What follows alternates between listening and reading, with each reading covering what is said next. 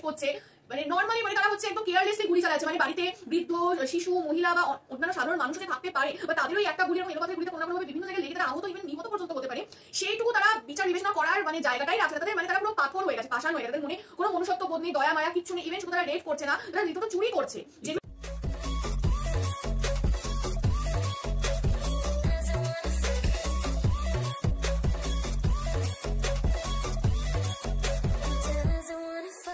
Hi guys, welcome to our YouTube channel Bong views. আমি শিলাজিৎ, আমি সুদীপ্তা। আপনারা যারা এখনো পর্যন্ত আমাদের চ্যানেলটা সাবস্ক্রাইব করেননি তারা প্লিজ এক্ষুনি আমাদের চ্যানেলটা সাবস্ক্রাইব করে নেবেন আর নোটিফিকেশন বেল অল করে অন করে নেবেন পরবর্তী ভিডিওগুলোর জন্য নোটিফিকেশন পেতে। আর যারা আমাদের চ্যানেলটা সাবস্ক্রাইব করেছেন তাদেরকে অসংখ্য ধন্যবাদ। আর যদি ফেসবুক পেজে দেখে থাকেন তাহলে অবশ্যই ফলো করে যাবেন, আর পছন্দ হলে অবশ্যই ভিডিওগুলোকে লাইকও করবেন। আজকে আমরা নিয়ে চলে এসেছি আবারও কোটা আন্দোলন রিলেটেড একটি ভিডিও নিয়ে, যার টাইটেল হচ্ছে পুলিশের ব্লক রেডে গণগ্রেফতার, নিখোঁজ, রিমান্ডের নির্যাতন সহ যত অভিযোগ, এবং চ্যানেল নেম হচ্ছে বিবিসি নিউজ বাংলা। তো চলুন দেখে নিই ভিডিওটা। আর ভিডিওটা যদি কপিরাইট ক্লেমের জন্য ব্লক হয়েছে তাহলে সম্পূর্ণ ভিডিওটা আপনারা আমাদের ফেসবুক বা ইনস্টাগ্রাম পেজে পেয়ে যাবেন। আর ফেসবুক বা ইনস্টাগ্রাম পেজের লিংক আপনারা আমাদের ডেসক্রিপশন বক্সে ফার্স্ট পিন কমেন্ট থেকে পেয়ে যাবেন। তাহলে চলুন সবাই মিলে ভিডিওটাকে শুরু। মিরপুরে একটি ভাতের হোটেলের শ্রমিক শাওন হাওলাদার আইন শৃঙ্খলা রক্ষাকারী বাহিনীর চলমান অভিযানে আটকের পর আদালতে হাজির করা হয়। তাকে দেয়া হয় ভাঙচুর ও নাশকতার মামলা। যদিও তার স্ত্রী দাবি করছেন কোনো আন্দোলন কিংবা ভাঙচুরের সঙ্গে জড়িত নন তার স্বামী। যে মারামারি হয়েছে এটি ভিডিও করছে, এই কারণে ওনারে ধরা হয়েছে। উনি বাসাতে আইতাছে, তারপর ওনারা মোবাইল চেক করে দেখে যে ওই ভিডিওগুলো ধরে নিয়ে গেছে। বাংলাদেশে কোটা সংস্কার আন্দোলনকে ঘিরে ব্যাপক ধরপাকড় শুরু হয় মূলত 19 জুলাই থেকে। দেশের বিভিন্ন স্থানে বিশেষত ঢাকার নির্দিষ্ট এলাকা ঘিরে মধ্যরাতে ব্লক রেড দিয়ে চলে গ্রেফতার অভিযান। এসব অভিযানে রাজনৈতিক নেতাকর্মী তো বটেই, শিক্ষার্থী, ব্যবসায়ী, শ্রমিক, দিনমজুর সহ আটক হয়েছেন বিভিন্ন শ্রেণী পেশার মানুষ। অনেক ক্ষেত্রে এসব অভিযানে আটকের সময় আইন শৃঙ্খলা বাহিনীর বিরুদ্ধে সাভারে সাবেক এক বিএনপি নেতার স্ত্রী কাউসার হাবিবা জানাচ্ছেন, গেল 20 জুলাই তার স্বামীর খোঁজে আইন শৃঙ্খলা বাহিনীর অভিযানের সময় তার বাসায় ঢুকে গুলি এবং ভাঙচুর করা হয়। বাচ্চারা বল খেলে না, গেটে শুধু বলটা লাগে, ও বলে যে আমাদের গুলি করতেছে, আমাদের ককটেল মারতেছে। ও বলতেছিল যে আমরা কি এখন মারা যাচ্ছি ফুপি, আমাদেরকে এখন, যখন সিঁড়িতে উঠতেছিল বলে আমাদেরকে এখন গুলি করবে, আমরা কি এখন মারা যাব। কাউসার হাবিবা জানাচ্ছেন, তার ভাষায় অভিযানের পর স্বর্ণের 2টি চেইন এবং ড্রয়ারে রাখা টাকাও পাননি তিনি। এই ওয়ার্ড্রপটার ভিতরে আমি ওই দিন একটা পুরানো গাড়ি বিক্রি করছিলাম, সেটা 3 ছিল হলো 35,800 টাকা। এই টাকা দুটো ছিল, কে নিচে যায় না, কারণ আমরা ওখানে আটকা ছিলাম। কাউসার হাবিবার বাসায় অভিযান হয়েছে দিনের বেলা, কিন্তু গণ অধিকার পরিষদের শীর্ষ নেতা নুরুল হকের বাড়িতে অভিযান হয়েছে মধ্যরাতে। তার স্ত্রী জানাচ্ছেন, ফ্ল্যাটের গেট ভাঙ্গার বিকট শব্দে ঘুম ভাঙ্গার পর তিনি দেখতে পান আইন শৃঙ্খলা রক্ষাকারী বাহিনীর সদস্যরা দাঁড়িয়ে আছেন তার বেডরুমের ভেতরে। ছোট বাচ্চাটা যেহেতু আমার কাছে, বড় বাচ্চাটা ওর বাবার গলা জড়ায় ধরায় ঘুমায় আছে, তো নূরকে যখন দেখলো তখন বলছি এই তো, মানে শুধু ওইটা বলে নূরকে মনে হচ্ছে থাবা মেরে মানে নিয়ে যাওয়ার মতো, মানে চোখের পলকে আমি জাস্ট ওকে জড়ায় ধরছিলাম। মারিয়া আক্তার বলছেন, তার ভাষায় কোনো পরোয়ানা ছাড়াই আটকের পর 40 ঘন্টা নুরুল হকের কোনো খোঁজ পাওয়া যায়নি। এরপর যখন গ্রেফতার দেখিয়ে রিমান্ডে নেওয়া হয়, সেখানেও করা হয়েছে নির্যাতন। ও বলছে নিজ মুখে যে নারী হিসেবে ওই কথাগুলো আমি মুখে এখন উচ্চারণ করতে পারতেছি না, মানে ওকে ইলেকট্রিক শক দেওয়া হয়েছে এবং কিছু কিছু এমন কিছু জায়গায় মানে ওকে আঘাত করা হয়েছে যেটা আমি ভাষায় এখন আপনাদের কাছে আমি এটা প্রকাশ করতে পারবো না, মানে ও হাঁটতে পারতেছে না যার কারণে। বাংলাদেশে গেল 2 সপ্তাহের অভিযানে দেশটির গণমাধ্যমগুলো আইন শৃঙ্খলা রক্ষাকারী বাহিনীর হাতে 10,000-এরও বেশি আটকের তথ্য দিচ্ছে। এসব অভিযানে শুধু সাধারণ মানুষের হয়রানি নয়, বরং একই সঙ্গে মানবাধিকার লঙ্ঘনেরও অভিযোগ উঠছে আইন শৃঙ্খলা রক্ষাকারী বাহিনীর বিরুদ্ধে। বিশেষ করে নির্বিচারে এবং বিনা পরোয়ানায় গ্রেপ্তার, আটকের পর স্বীকার না করা এবং রিমান্ডে নিয়ে নির্যাতন, যার মধ্যে অন্যতম। আইনে কোথাও নাই যে কাউকে বিনা পরোয়ানায় গ্রেপ্তার করা যাবে। তো 54-এ অ্যারেস্ট করলেও এই সম্পর্কে অ্যাপিলেট ডিভিশনের একটা দিক নির্দেশনা আছে। 3 ঘন্টার ভেতরে তার মামলা, কি মামলায় তাকে গ্রেপ্তার করা হলো এবং কি কারণ।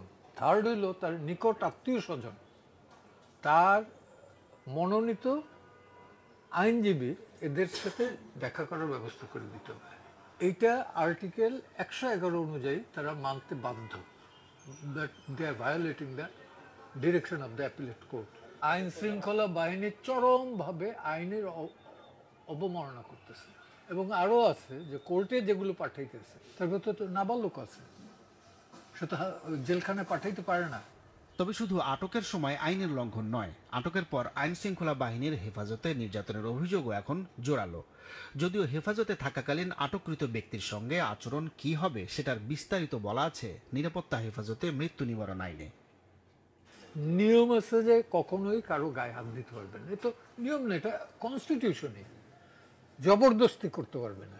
ডিবি অফিসে রাখবে যে সেইটারই বা আইন কোথায়? থানা আছে এখানে, নাজত থানা আছে। আন্ডার নো সার্কামস্টেন্স সাদা পোশাকে যদি তুলে নেয় তাহলে অবশ্যই আইন শৃঙ্খলা বাহিনী। ধরলাম যদি ডাকাতও তুলে নেয়, সেটা আইন শৃঙ্খলা বাহিনী ধরবে না? কিন্তু আইন শৃঙ্খলা রক্ষাকারী বাহিনীর বিরুদ্ধে মানবাধিকার লঙ্ঘনের অভিযোগ কেন উঠছে জানতে চাইলে পুলিশ সদর দপ্তর থেকে অবশ্য পাল্টা দাবি করা হয়, অভিযানে আইনের কোনো লঙ্ঘন হচ্ছে না। অ্যারেস্ট বা মামলা যেগুলো হচ্ছে সুনির্দিষ্ট তথ্য প্রমাণের ভিত্তিতেই হচ্ছে, এবং আমাদেরকেও একটা প্রসিডিউর মেনটেন করতে হয়, যেটা আইনের নিরিখে করতে হয়, সেইগুলোকে মেনটেন করেই কিন্তু আমরা আমাদের কার্যক্রম সম্পাদন করেছি। বাংলাদেশে আইন শৃঙ্খলা বাহিনীর বিরুদ্ধে মানবাধিকার লঙ্ঘনের অভিযোগ নতুন নয়, আবার অভিযোগ ওঠার পর সেটা অস্বীকারের প্রবণতাও পুরনো। কিন্তু এই অভিযোগ আর অস্বীকারের মধ্যে পড়ে ভুক্তভোগী হচ্ছেন সাধারণ মানুষের অনেকেই। তাফসির বাবু, বিবিসি বাংলা, ঢাকা।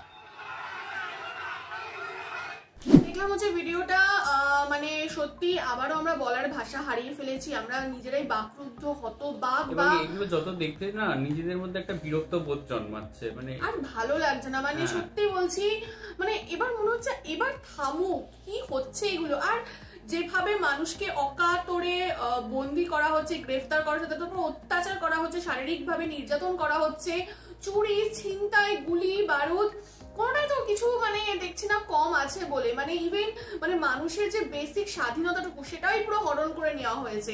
একটা মানুষ সে ভিডিও করছে, তুমি ক্রাইম করছো, তোমরা ক্রাইম করছো, সেটা আমি ভিডিও করছি, আমি ক্রাইম করছি না, কিন্তু ক্রিমিনাল তথাকথিত মানে যাদেরকে আমরা শাসনকারী, রক্ষাকর্তা হিসেবে সম্বোধন করি, তো তারাই অ্যাকচুয়ালি ভুল কাজগুলো করছে। কিন্তু তাদের ভুল কাজগুলো হয়তো আমরা চোখে আঙুল দিয়ে দেখাচ্ছি বলে আমাদেরকেই দোষী বলে সাব্যস্ত করা হচ্ছে, এবং আমাদেরকেই গ্রেফতার করা হচ্ছে, এবং আমাদের ওপরেই বিভিন্ন রকম অত্যাচার করা হচ্ছে।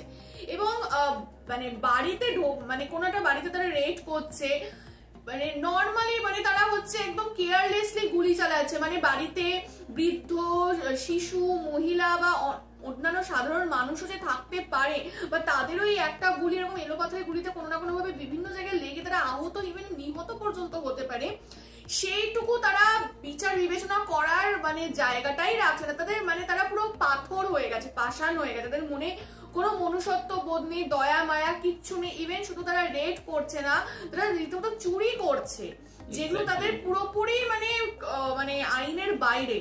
বা এই যে মানে কোনো আইনে এরকম ভাবে নেই যে যেভাবে তুমি খুশি কারণ ছাড়া মানুষকে গ্রেফতার করতে পারো, এরকম কোনো আইনে নেই যেভাবে মানে এই পুরো অকথ্য ব্যাপারটা চলছে। করোনা ছাড়া মানে গ্রেফতার করা যায় না, এবং এরকম বাড়ি থেকে তুলে নিয়ে আসা যায় না, এবং সেটা এখানে আপনাদের কনস্টিটিউশনেও রয়েছে। আর এখানে সব থেকে হাস্যকর বিষয় হচ্ছে পুলিশ বাড়ি থেকে চুরি করছে, সোনার চেন চুরি করছে, টাকা চুরি করছে, মানে পুলিশ যখন চোর। হ্যাঁ, মানে খুবই হাস্যকর ব্যাপারটা। আর মানে পুলিশ এতটাই আর কি উন্মাদ হয়ে পড়েছে, এবং সরকারের এতটাই পাছাটা হয়ে পড়েছে কোথাও গিয়ে, যে মানে তাদের ক্রাইম লুকানোর জন্য এবং সেই ভিডিওগুলো যাতে স্প্রেড না হয়ে যায় সেইগুলো লুকানোর জন্য, বা তাদের দিকে যাতে আঙুল না আসে সেইগুলো ধামাচাপা দেওয়ার জন্য মানে সাধারণ মানুষদের এরকম তুলে নিয়ে গিয়ে অত্যাচার করা হচ্ছে। এবং মানে তাদের এই বিবেকটাও কাজ করছে না যে তাদের একটা বাড়িতে ছোট সন্তান রয়েছে, বা দিন মজুর যারা রয়েছে, যে তারা দিন আনা দিন খাওয়ার যে ব্যাপারটা রয়েছে সেইটুকু মানে মানে তাদের মনুষ্যত্ব কাজ করছে না। তো এগুলো খুবই প্যাথেটিক। এবং আপনারা যে কিভাবে মানে আপনাদের দেশে মানে দিন কাটাচ্ছেন এখন, এই যত ভিডিওগুলো দেখছি আমার নিজের ভেবে যেন কোথাও কি কষ্ট হচ্ছে। এবং সেই সাধারণ জীবনযাত্রা যখন একটা মানে নড়বড়ে হয়ে যায় বিষয়টা তখন, এবং দেশ যখন একটা অনিশ্চয়তার মধ্যে থাকে, সেখানে একটা মানে শান্তির ঘুমটাও একটা অশান্তির মতো হয়ে যায় কোথাও গিয়ে। এবং আপনারাও জানেন না যে কখন আপনাদের বাড়িতে এসে এরকম ভাঙচুর করা হবে বা আপনাদের তুলে নিয়ে যাওয়া হবে। তো এগুলো খুবই অবাককর লাগলো এবং খুবই বেদনাদায়ক সত্যি কথা বলতে। তো যেভাবে এভাবে অকাতরে মানুষজনকে মানে নিরীহ মানুষদেরকে আটক করা হচ্ছে, মানে কোন রকম কোনো কিছু শুনছেই না, মানে র্যান্ডাম যাকে ইচ্ছা তাকেই ধরে নিয়ে যাচ্ছে, অত্যাচার যেভাবে করা হচ্ছে যে ভাঙচুর করেছে, বাথরুমে কেন ভাঙচুর করবে আমি তো এটাই বুঝতে পারলাম না, কোমরটা পর্যন্ত ভাঙা। বড় কথা হচ্ছে একজন মহিলা যিনি বললেন মানে এমন এমন বডি পার্টসে তাকে আঘাত করা হয়েছে যে তারা মানে উঠে দাঁড়াতে পারছে না, হাঁটতে পারছে না, মানে কি নির্মম, মানে একটা নির্বিচারে দেওয়া হয়েছে বললো। এক্স্যাক্টলি, সত্যি মানে এইগুলোর মানে আমরা হয়তো গেস করেছিলাম হয়তো এবার থামলো, এরকমই আমরা ভেবেছিলাম সপ্তাহখানেক আগে, বাট এই তো থামার কোনো নামই নিচ্ছে, বরং আরো আর এইগুলো যত পুলিশ করতে থাকবে এবার মানুষ তো আরো বেশি আন্দোলন শুরু করবে। এবার তো না হয় সরকার পড়ে যায়, মানে যারা এই ক্ষমতার লোভে এরকম, মানে খুবই খারাপ পরিস্থিতি, মানে সাধারণ মানুষের জন্য খুব খারাপ পরিস্থিতি চলছে। মানে যেটা আমার মনে হয় স্টুডেন্ট আর শাসক দলের মধ্যে ব্যাপারটা সীমাবদ্ধ ছিল, এখন স্টুডেন্ট ভার্সেস শাসক দল, এখন গোটা জনসাধারণ ভার্সেস শাসক দল হয়ে গেছে। তো যাই হোক, আপনারা জানাবেন। আর হ্যাঁ, অনেকে আমাদের দেখলাম পার্সোনালি মেল করেছেন, অনেক ভিডিও পাঠিয়েছেন যেগুলো সোশ্যাল মিডিয়াতে পাবলিশ করা যায় না বিভিন্ন পলিসির জন্য। তো মানে আমরা যেগুলো সোশ্যাল মিডিয়াতে ইউটিউবে ফেসবুকে যে সমস্ত ভিডিও দেখে মানে বলছি যে কি খারাপ বা কি মানে অত্যাচার বা কি করে সম্ভব, মানে অ্যাকচুয়ালি সেগুলো অত্যন্ত নগণ্য, যেগুলো আমরা মানে আমাদের মেল করা হয়েছে সেই ভিডিওগুলো যে কি সাংঘাতিক ভিডিও, মানে আমরা কল্পনাও করতে পারছি না যে এরকম সত্যি বাস্তবে সম্ভব বা এরকম চলছে বাংলাদেশে। মানে অত্যন্ত ধিক, মানে আপনি যখন ভিডিওটা দেখবেন মানে এতটাই পৈশাচিক আপনার মনে হবে যেন না বাবা আর দেখুন না, এবার থাক, না দেখা যাচ্ছে না, মানে এরকম দেখা যাচ্ছে না, অবস্থা মানে সত্যি ধিক, সত্যি। যাই হোক, আমরা এখানে ভিডিওটা শেষ করছি। আপনারা মানে আমরা প্রত্যেকদিন এটাই জিজ্ঞেস করি যে আপনারা জানাবেন, কিন্তু মানে আপনারাই এবার কি জানাবেন, মানে সত্যি আমাদের আপনারা যা জানিয়ে দিয়েছেন এখানে মেল করে, মানে সেটা মানে একদম চরম সীমা, মানে এর থেকে বেশি আমরাও আর দেখতে চাই না, মানে খুবই সাংঘাতিক পরিস্থিতি। আমরা শুধু প্রে করতে পারি যেন সবকিছু যত তাড়াতাড়ি পারুক মিটে যায় এবং যতটা কম মানুষ প্রাণ হারাক, এটুকুই আমরা মানে এই প্রেয়ারটাও ভারী অদ্ভুত, কিন্তু এই পরিস্থিতিতে এটাই এখন আসছে, কি আর বলা যাবে। তো যাই হোক, আমরা এখানে ভিডিওটা শেষ করছি। আর আপনারা কমেন্ট করবেন এবং আপনারা জানাবেন যে আর আপনারা কি কি ধরনের ভিডিও আমাদের চ্যানেল থেকে পেতে চাইছেন।